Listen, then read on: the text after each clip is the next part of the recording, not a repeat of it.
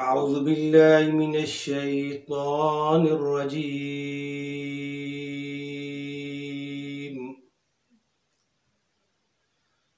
बिस्मिल्लाहिर रहमानिर रहीम।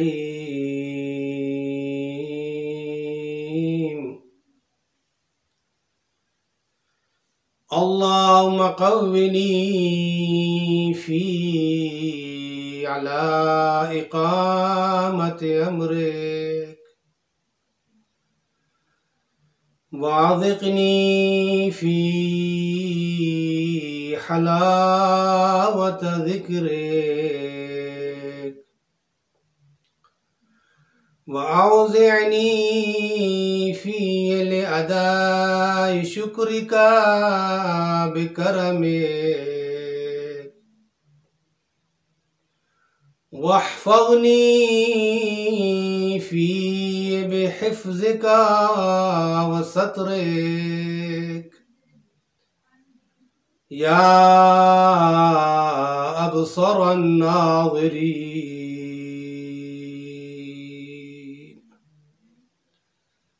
ए अल्लाह, आज के दिन मुझे क़ुव्वत और ताकत अता फरमा ताकि मैं तेरे हुक्म को कायम कर सकूं।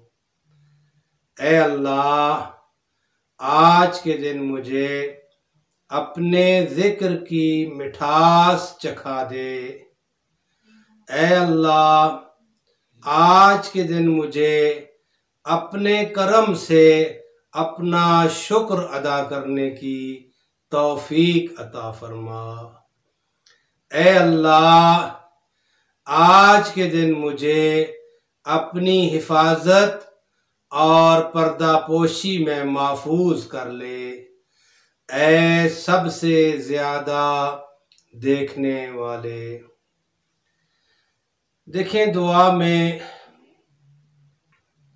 बहुत बारीक और लतीफ़ नुक्तों की तरफ इशारा किया गया है। पहला नुक्ता जो दुआ में था वो ये है कि मुझे तू ताकत अता फरमा ताकि मैं तेरे हर हुक्म को, हर अम्र को बजा ला सकूं। बस पता चला कि जब वो ज़ात जो तमाम ताकतों की मालिक है, अगर वो इंसान को कुव्वत और ताकत अता फरमाए तो इंसान उसके हर हुक्म को बजा ला सकता है। बस ज़रूरत इस अम्र की है कि अल्लाह के साथ बंदे का एक ऐसा राबिता हो कि जो एक ऐसा ताल्लुक हो, एक ऐसा कुर्ब हो, क्लोज ताल्लुकात हो अपने खालिक के साथ, तो फिर बंदा उसकी दी हुई ताकत से उसके हर हुक्म को अंजाम दे सकता है। दूसरे फराज और दूसरे जुमले में जो इशारा फरमाया कि मुझे अपने जिक्र की मिठास अता फरमा। अब अल्लाह ने अपने जिक्र में, अपनी याद में, अपने साथ तहल्लुक कायम करने में क्या लुत्फ रखा है, क्या सुरूर रखा है, क्या लज्जत रखी है, ये अगर इंसान को कभी महसूस हो जाए, कभी इंसान इसको अगर चख ले, तो फिर क्या होगा, इस जायके के चखने के बाद कभी इंसान इसको तर्क नहीं कर सकेगा, छोड़ नहीं सकेगा। बस नतीजा क्या निकलेगा, हर वक्त अल्लाह के जिक्र में मशगूल हो जाएगा। और अगर इंसान हर वक्त अल्लाह के जिक्र में मशगूल हो जाए तो फिर इंसान को अल्लाह के जिक्र में जो वो लज्जत है, जो वो सुरूर है, जो वो कैफ है, वो हमेशा उस लज्जत से फायदा उठाता रहेगा, हमेशा लुत्फ अंदोज होता रहेगा। यानी उसकी जिंदगी का एक लम्हा भी बेमज़गी में नहीं गुजरेगा, उसकी जिंदगी का एक लम्हा भी बगैर सुकून, लज्जत और इस मिठास के नहीं रहेगा। इंसान की सारी जिंदगी इन लज्जतों और इन मिठासों से भर जाएगी। ये भी एक खुदा का एक अजीब लुत्फ है इंसान पर कि वो उसको अपने जिक्र की लज्जत चखा दे। ये जिक्र खुदा है, अला बिज़िक्रिल्लाह तत्मइन्नुल कुलूब, जिससे इंसान के अंदर आराम आता है।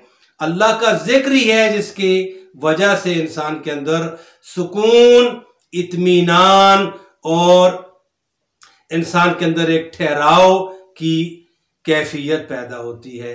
तीसरे जुमले में इरशाद फरमाया, लिअदाए शुक्र का बिकरमिक, परवरदिगार आलम मुझे अपने करम से अपना शुक्र अदा करने की तौफीक अता फरमा।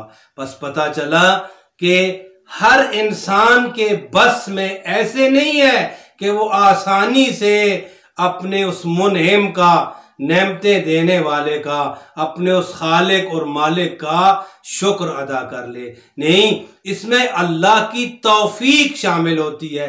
बस हर नेक काम में अल्लाह की तौफीक शामिल होती है और अपने नेमतें देने वाले का शुक्र करना, और ये हमारे यहाँ तकरीबन कमी पाई जाती है। इस पहलू के लिहाज से हम बहुत कम शुक्र करते हैं, चूंकि हमारे अंदर एक तमा होती है, एक लालच होती है, एक हिर्स होता है, एक ये चाहत होती है कि आगे जाऊं, आगे जाऊं। आगे जाना चाहिए, कुरान ने भी इरशाद फरमाया, लेकिन किस चीज में आगे जाना है और किस चीज में पीछे रहना है, इसमें हमसे गलती होती है। फरमाया फस्तबिकुल खैरात, नेकियों में आगे जाओ, अच्छाइयों में आगे जाओ, कमाल के कामों में आगे जाओ, और ऐसे कामों में जो इंसान के लिए बायसे सुकून है उनमें आगे बढ़ने की कोशिश करो। हम इसके बरअक्स और इसके उलट हिर्स, तमा, लालच,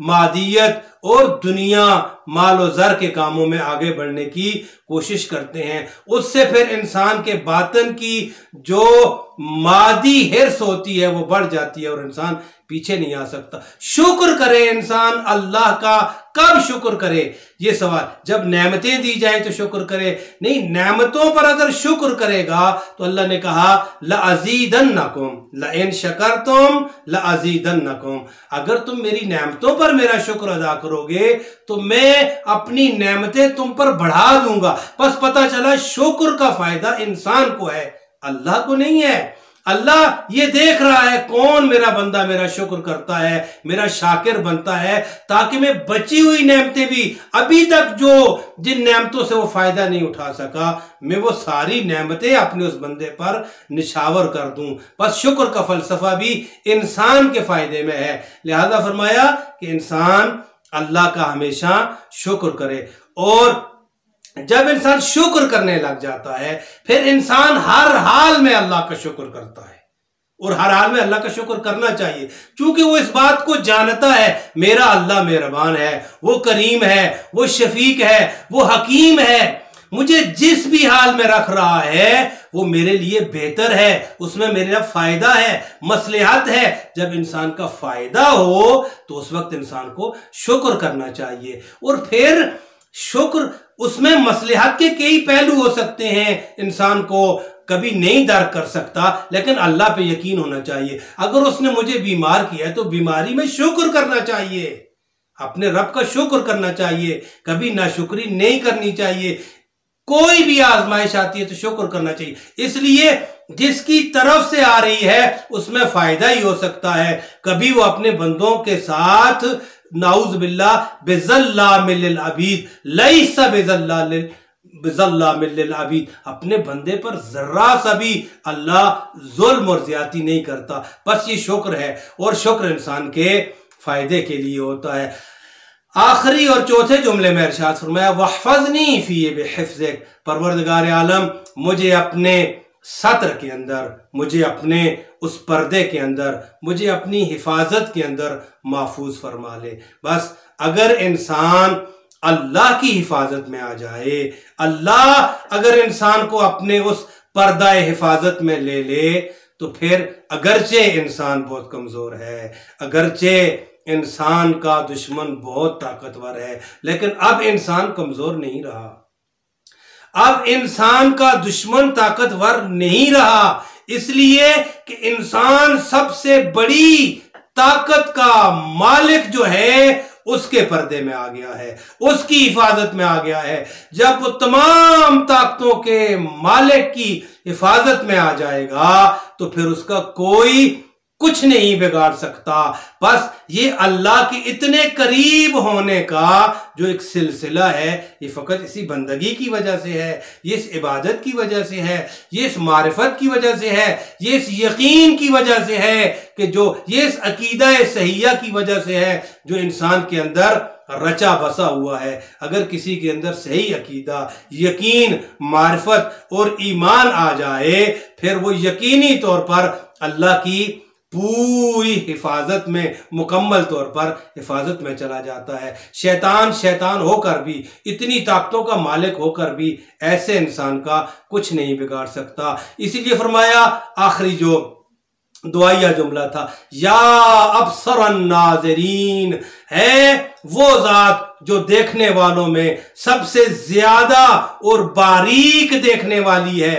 बस कोई कायनात का जर्रा भी उसकी बसारत से, उसके देखने से, उसकी हिफाजत से महरूम नहीं हो सकता। कायनात के जर्रे जर्रे पर जब अल्लाह की नजर है, तो अगर ये इंसान भी ऐसे मकाम पर चला जाए कि हमेशा इस पर खुदा की नजर रहे, और नजर है यहां से मुराद उसकी नजरे करम है, अगर नजरे करम के तले रह जाए तो इंसान उस हिफाजत में आ जाता है, उस कले में आ जाता है, उस खुदा की यानी उस ताकत के पर्दे के नीचे आ जाता है, जिस ताकतवर पर्दे को कायनात की फिर कोई ताकत उसको शिगाफ नहीं कर सकती। वो इंसान हमेशा हमेशा के लिए महफूज हो जाता है। बस इंसान की हिफाजत, इंसान के लिए लज्जत, इंसान के लिए अमर खुदा को बजा लाना, जिक्र खुदा करना, शुक्र खुदा करना, ये सारी जो एक नेमतें हैं, बंदगी के पहलू हैं, ये अल्लाह की जात से सही राबता रखने के बाद इंसान को अता हो जाते हैं। परवरदिगार आलम ये सही राबता रखने की हमें और अपने जुमला बंदों को तौफीक नसीब फरमा। बिहक़्क़ि मुहम्मदिन व आल मुहम्मद, अल्लाहुम्मा सल्लि अला मुहम्मद।